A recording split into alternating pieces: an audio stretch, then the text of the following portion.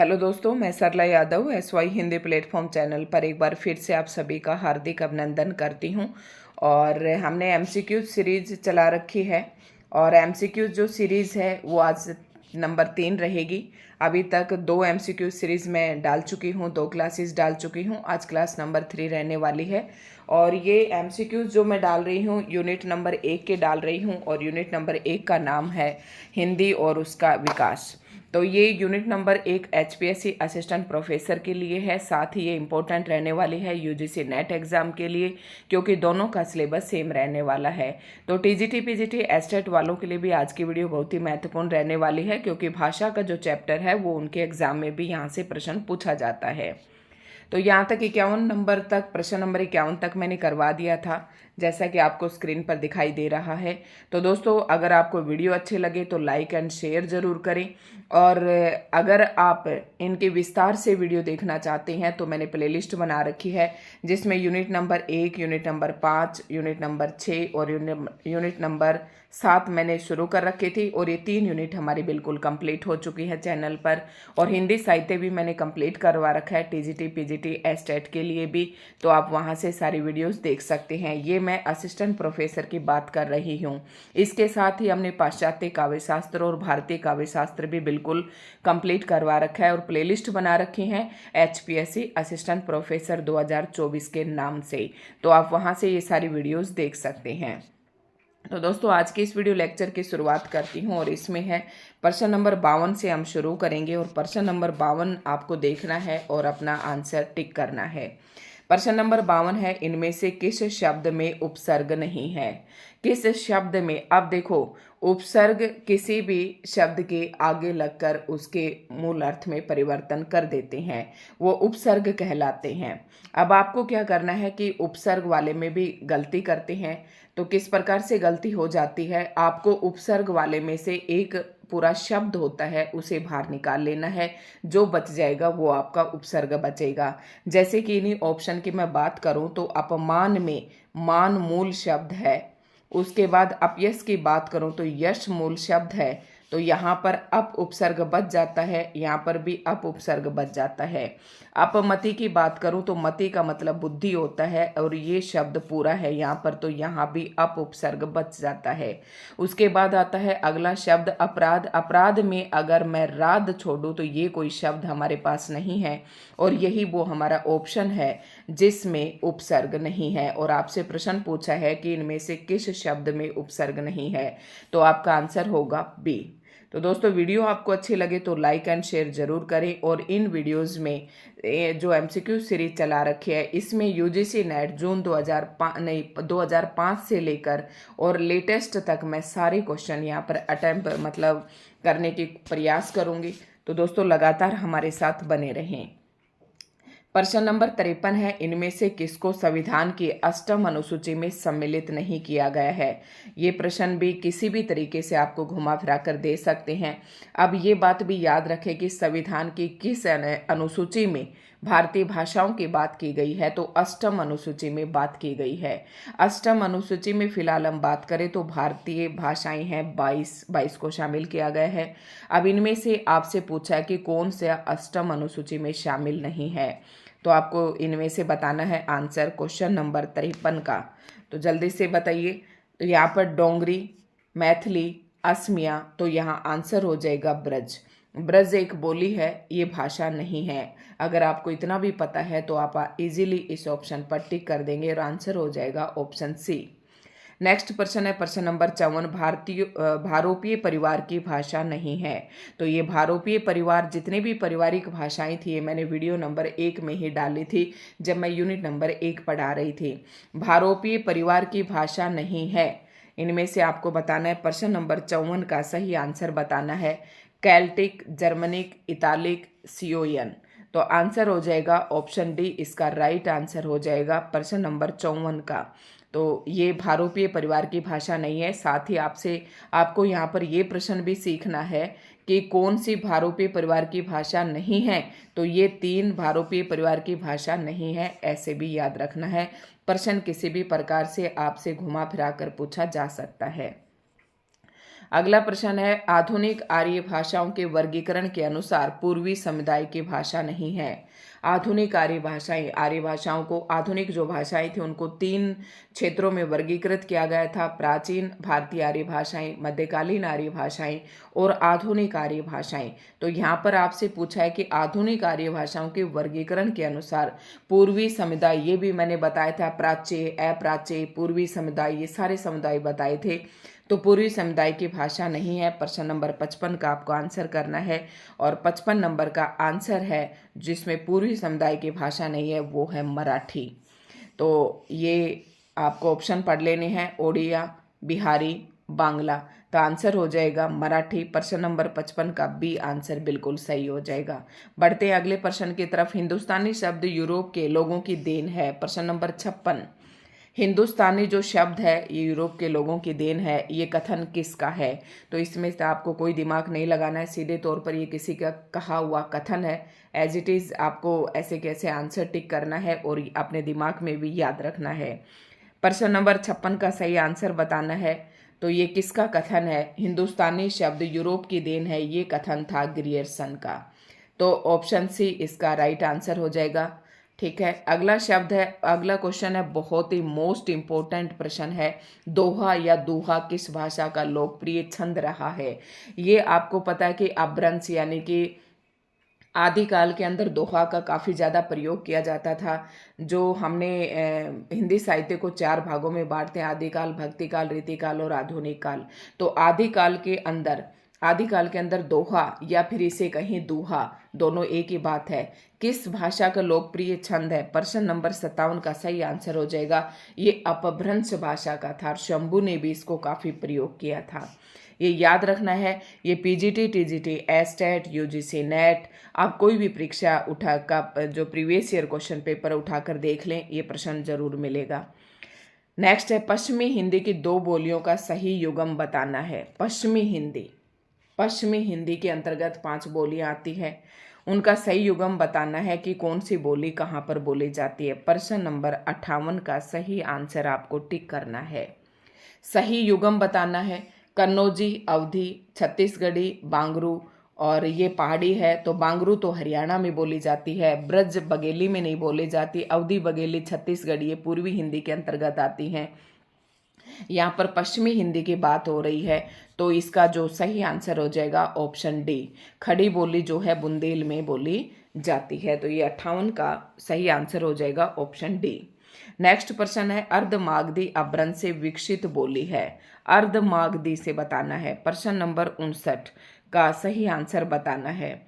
तो बांगरू तो मैंने बताई थी पश्चिमी हिंदी के अंदर आती है, ठीक है, भोजपुरी बिहारी के अंदर आती है, तो इसमें बघेली रह गया आपका, ये अर्धमागधी अपभ्रंश के अंतर्गत आती है। नेक्स्ट प्रश्न है, निम्नलिखित में से किस भाषा को संविधान की अष्टम सूची में सम्मिलित नहीं किया गया है? ये प्रश्न बहुत बार आ चुका है। तो डोंगरी, मैथिली, मणिपुरी, छत्तीसगढ़ी। तो ये मणिपुरी, नेपाली और कोंकणी ये तीनों भी शामिल की गई थी। मैंने इसे नमक से ट्रिक बना रखी है, एक के साथ 3 भाषाएं जुड़ी थी, नेपाली, मणिपुरी और कैसे कोंकणी। बोडो, संथाली, डोंगरी ये एक साथ जुड़ी थी, ठीक है। तो इनमें से ऑप्शन हो जाएगा प्रश्न नंबर 60 का डी, ठीक है। अष्टम अनुसूची में ये शामिल नहीं है, बाकी ये तीनों शामिल हैं। बढ़ते हैं अगले प्रश्न की तरफ और उम्मीद करती हूँ कि वीडियो आपको अच्छी लग रही होगी और आप जमकर इस वीडियो को लाइक करें। इनमें कौन सी बोली आकार बहुला है? ये भी मैंने बताया था कि सारी बोलियां, एक ही वीडियो बनाई थी कि कौन सी बोली कौन सी बहुलता से है, आकार है, ओकार है, अवकार है। इनमें से कौन सी बोली आकार बहुला है? प्रश्न नंबर 61 का सही आंसर करना है। तो आकार बहुला जो बोली है वो खड़ी बोली है, ठीक है। बढ़ते हैं अगले प्रश्न की तरफ। प्रश्न नंबर 62 है, कंठोष्ठ ध्वनि का उदाहरण है, यानी कि जो ध्वनि कंठ और ओष्ठ से बोली जाती है वो ध्वनि यहाँ पर आपको छांटनी है। प्रश्न नंबर 62 का सही आंसर करना है, तो वो ऑप्शन ए हो जाएगा, औ को आप बोलकर देखें, कंठ से भी बोला जाता है और ओ भी थोड़ा सा सिकुड़ के आगे की तरफ निकल रहा है। कै भी वैसे कंठ से है लेकिन ये ओष्ठ से नहीं बोला जाता, ठीक है। तो ए जो है ये तालव्य ध्वनि है और तय जो है ये दंती है, तवर्ग, ठीक है। कवर्ग, चवर्ग, टवर्ग, तवर्ग। तो ये आपको ध्यान रखना है। कंठोष्ठ पूछा है तो ऑप्शन ए इसका सही आंसर हो जाएगा। प्रश्न नंबर 63 है, इनमें से कौन सी ध्वनि संयुक्त व्यंजन है? संयुक्त व्यंजन बताना है। प्रश्न नंबर 63 का सही आंसर करना है। संयुक्त व्यंजन जिसमें दो व्यंजन होंगे और दोनों अलग अलग व्यंजन होंगे। वैसे तो ये भी संयुक्त सा लग रहा है, लेकिन ये सेम है, इसे द्वित्व व्यंजन कहते हैं। ठीक है, यहाँ पर ध्वनि संयुक्त व्यंजन पूछा है तो यहाँ पर के हो जाएगा। ठीक है, ये याद रखना है। तो ये ओ जो है ये तो हमारा स्वर है, व्यंजन है ही नहीं, तो ये ऑप्शन तो वैसे ही कट हो जाएगा। बढ़ते हैं अगले प्रश्न की तरफ। प्रयत्न के आधार पर लय किस प्रकार की ध्वनि है? Very most important. और जब मैंने यूजीसी नेट का पेपर दिया था तो ये मेरे भी ये प्रश्न पूछा गया था। तो लय किस प्रकार की ध्वनि है? मैं कहती हूँ जैसे एक तो रे, एक लय, इसे आप जरूर याद करें। रे जो है प्रकंपित है, लुंठित है, और लय जो है ये पार्श्विक ध्वनि है। इन्हें और ढ जिनके नीचे ये डोट लगता है ये उच्छिप्त ध्वनियां हैं। इनका उच्चारण करते वक्त जीभ झटके से पीछे की तरफ जाती है, तो ये उच्छिप्त ध्वनियां हैं। ये प्रकंपित या लुंठित कहें और लय को पार्श्विक कहेंगे। तो 64 का सही आंसर हो जाएगा ऑप्शन ए। प्रकंपित में र आ जाता है, उच्छिप्त में ये ढ आ जाता है। ठीक है, इतना याद रखना है। नेक्स्ट प्रश्न है प्रश्न नंबर 65। इनमें से कौन सा युग्म अघोष ध्वनि है? अघोष और सघोष। तो हर वर्ग का कवर्ग, चवर्ग, टवर्ग, तवर्ग, पवर्ग में हर वर्ग का पहला और दूसरा जो वर्ण है वो अघोष ध्वनि है। कौन सा युग्म अघोष ध्वनि है? तो याद देखें, प और फ, ग और घ। प्रश्न नंबर 65 का सही आंसर करना है। और अभी मैंने आपको बताया था कि हर वर्ग जैसे क, ख, ग, घ और अड ऐसे लिखो। इसी प्रकार च, छ, कवर, चवर, फिर ट, ठ। तो जो ये पहली दो ध्वनियां हैं ना ये अघोष हैं और पीछे की तीन बच गई ये सघोष है। तो अघोष पूछा है आपसे तो ऑप्शन सी इसका सही आंसर हो जाएगा। प और फ पहला और दूसरा वर्ण है पवर्ग का। नेक्स्ट प्रश्न है, निम्नलिखित में से किस भाषा का विकास सोरसेनी अपभ्रंश से हुआ है? किस भाषा का विकास सोरसेनी अपभ्रंश से हुआ है? प्रश्न नंबर 66 का सही आंसर करना है। 66 का सही आंसर हो जाएगा सोरसेनी अपभ्रंश से ये गुजराती का। याद रखना है दोस्तों, सही आंसर ऑप्शन ए। बढ़ते हैं हम अगले प्रश्न की तरफ और प्रश्न नंबर अगला है 67। बाह्य परिवर्तन के अनुसार वर्णों के भेद कितने हैं? तो ये भी मैंने बताया था वीडियो में जब पढ़ाया था। प्रश्न नंबर 67 का सही आंसर हो जाएगा बाह्य परिवर्तन के आधार पर वर्णों के दो भेद हैं। नेक्स्ट प्रश्न है, सुमेलित कीजिए। जिनको सुमेलित करना है, कौन सी जो रचना है वो भाषा दे रखी है और रचना दी गई है, कौन सी रचना किस भाषा में। प्रश्न नंबर 68 का आपको सही आंसर करना है। सारे कूट मैं आपको यहाँ पर दिखा देती हूँ। थोड़ा सा स्क्रीन पर आपको ब्लैक ब्लैक दिखाई देगा तो ये याद रखें, थोड़ा और बड़ा कर देती हूँ। तो दोस्तों ये हैं, ये आपको सही आंसर बताना है। इनमें से कौन सी रचना है जो अव्वट में लिखी गई थी? 68 का सही आंसर करना है। तो अव्वट जो है ये कीर्ति लता और कीर्ति पताका जो है ना ये अव्वट में लिखी गई थी। ए का 3, तो ए का 3 ऑप्शन डी में ही दिखाई दे रहा है। उसके बाद ब्रज भाषा में, फिर अवधी में, फिर खड़ी बोली में कौन सा लिखा गया था? प्रिय प्रवास बताइए कौन से में लिखा गया था? तो ऑप्शन ब्रज भाषा में बी का, ब्रज भाषा में भंवर गीत लिखा गया था जो कि नंदास ने लिखा था। अवधी में कौन सा लिखा गया था? तो ये अवधी, मधुमालती, ये सारे इसमें आ जाएंगे, अवधी में लिखे गए थे।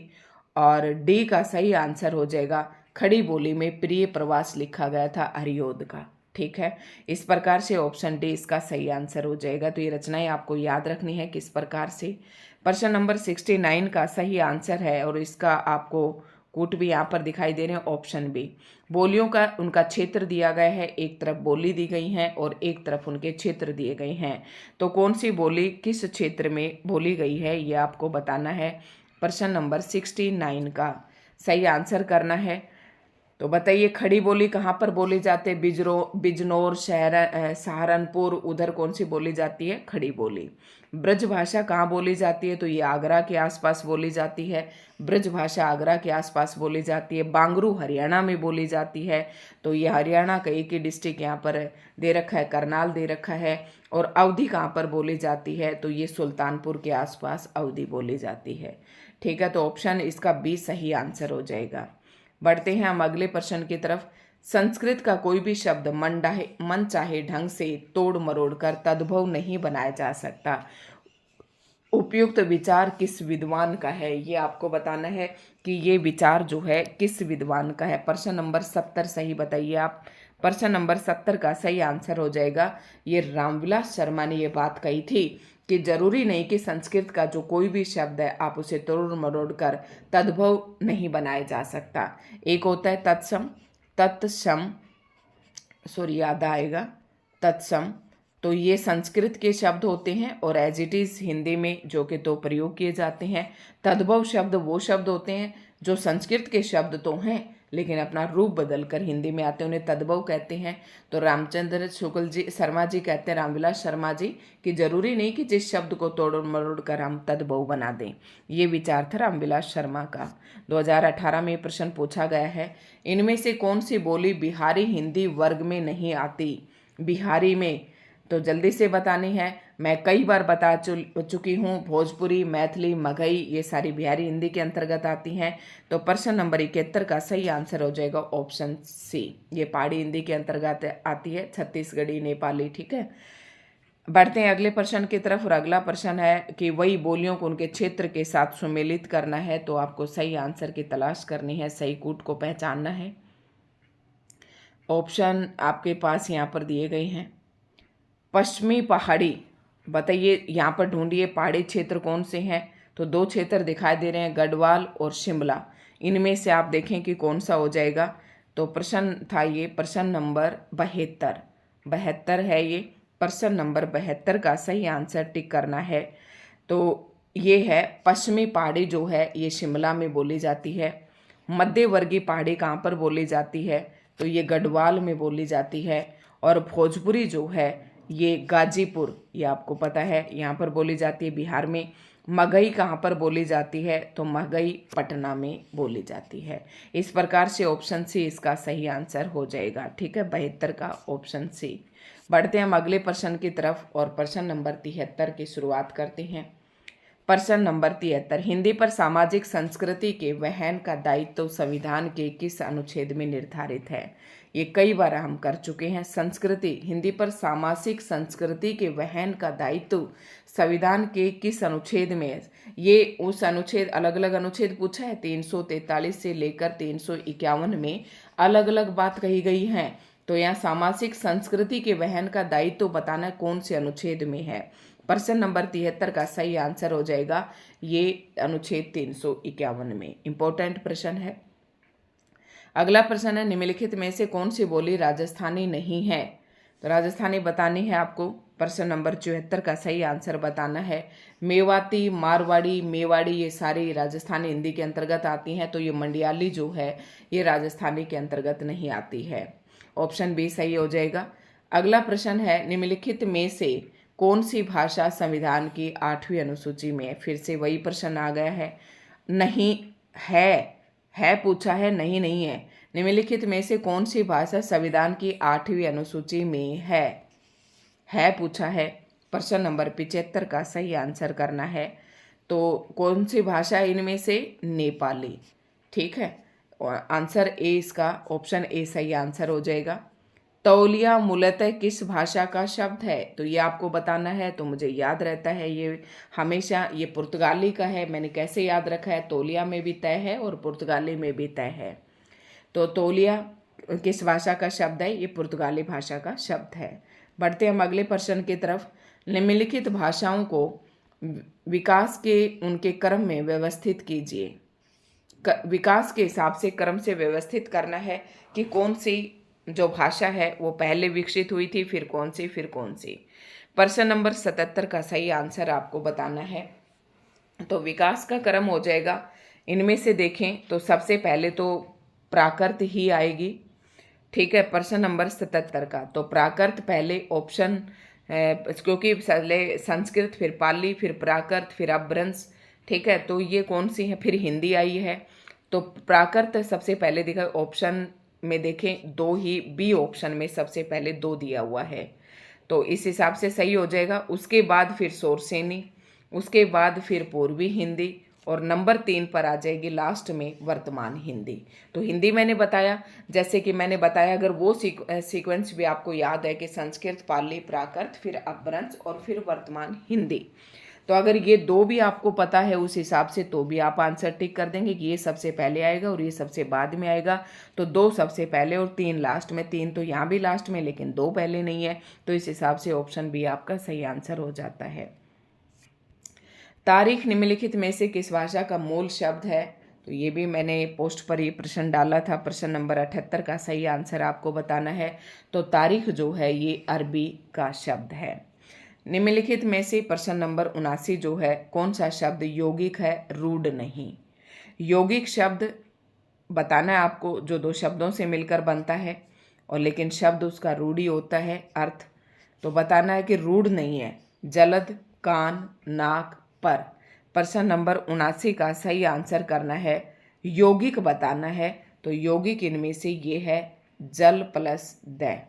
ठीक है, ये यौगिक है, याद रखना है। कान, नाक, पर ये रूढ़ शब्द है।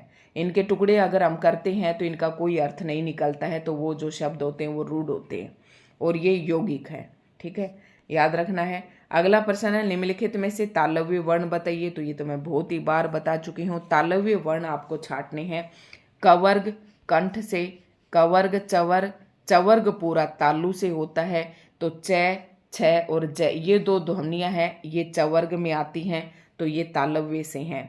1 और 4, 1 और 4 देखें किस में है, 1 और 4 इसमें भी है, 1 और 4 इसमें भी हैं, और ये हमारे कट हो जाते हैं यहाँ से ऑप्शन। उसके बाद देखना है तालव्य वर्ण है 80 का सही आंसर आपको चूज करना है, प्रश्न नंबर 80 का। तो इसका डी ऑप्शन सही हो जाएगा। ठीक है, क्योंकि तीसरी जो ध्वनि यहाँ पर, इसमें 3 ऑप्शन जो था, ये टवर्ग, कवर्ग, चवर्ग, टवर्ग, कंठ, तालु। तो ट का जो उच्चारण है वो मूर्धन्य से होता है। ठीक है, तो तालव्य में कौन कौन से आ जाएंगे, चवर्ग आ जाएगा, और च के 2 ही वर्ण हैं यहाँ पर, 1 और 4, ऑप्शन डी सही हो जाएगा।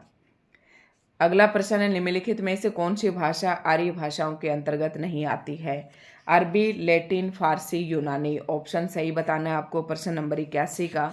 तो अरबी जो भाषा है वो आर्य भाषाओं के अंतर्गत नहीं आती है।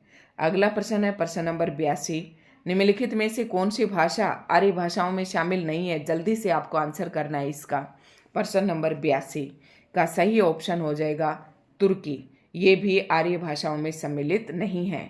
तो इसके अलावा ये 3 हैं, ये आर्य भाषाओं में सम्मिलित हैं। बढ़ते हैं अगले प्रश्न की तरफ, और प्रश्न नंबर 83 है, निम्नलिखित भाषाओं को विकास के क्रम से व्यवस्थित करना है कि कौन सी भाषा का विकास सबसे पहले हुआ था।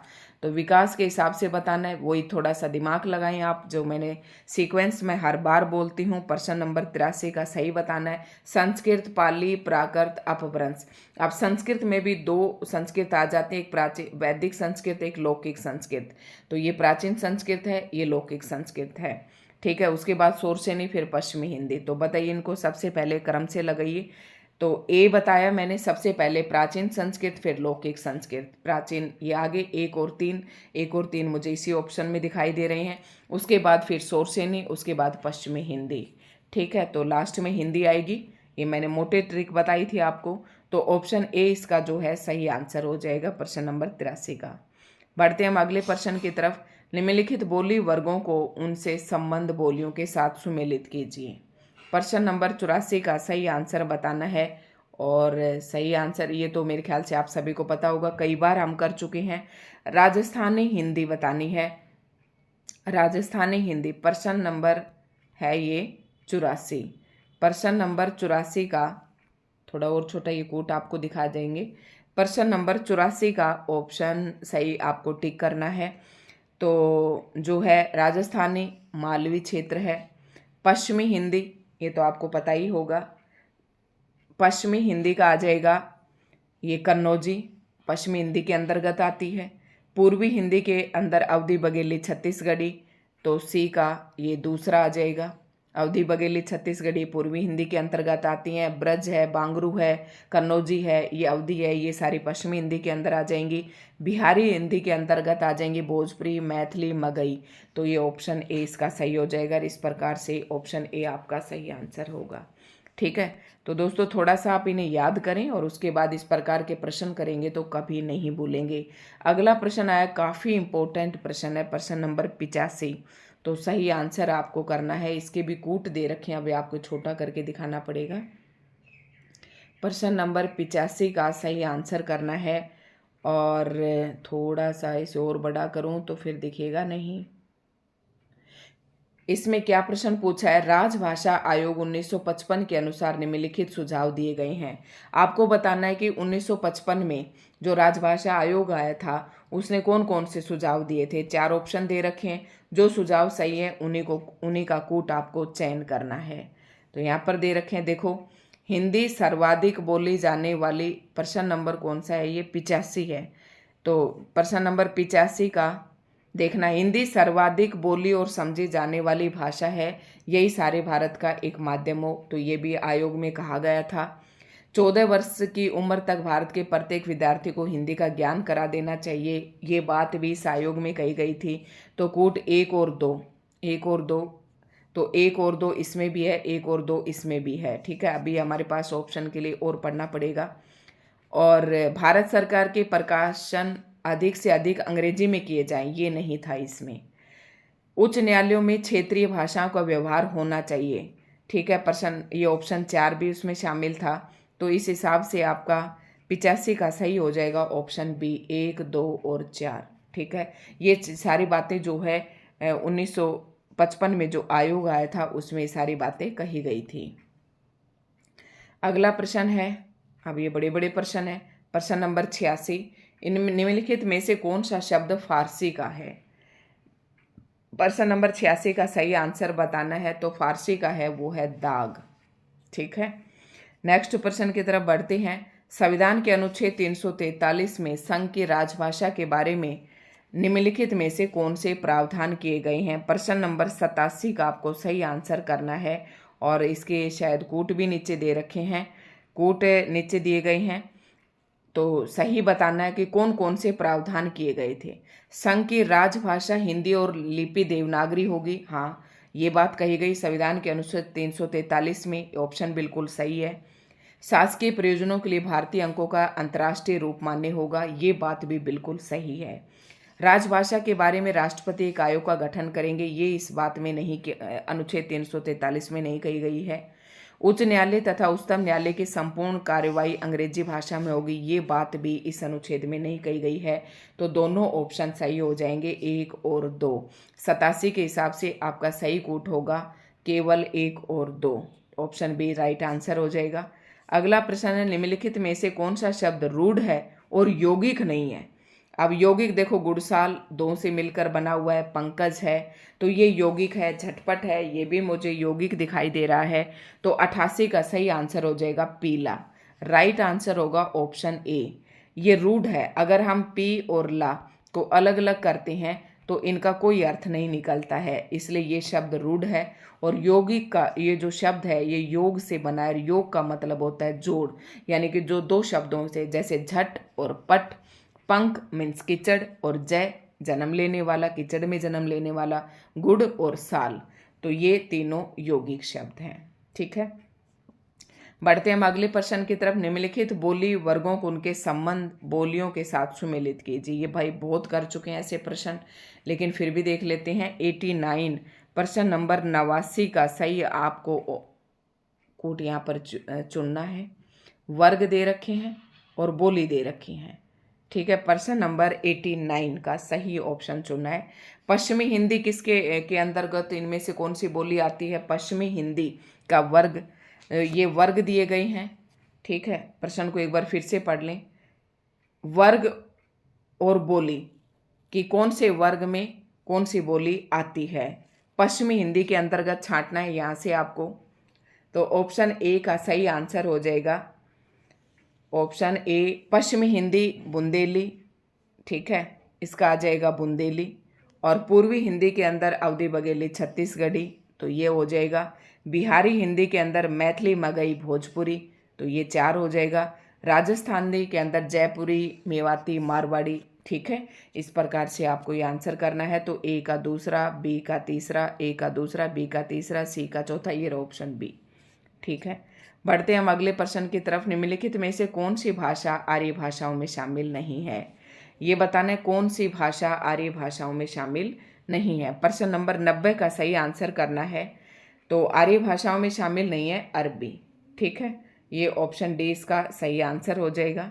बढ़ते हैं अगले प्रश्न की तरफ। कामता प्रसाद गुरु के अनुसार निम्नलिखित का हिंदी भाषा की उत्पत्ति के अनुसार सही क्रम बताना है।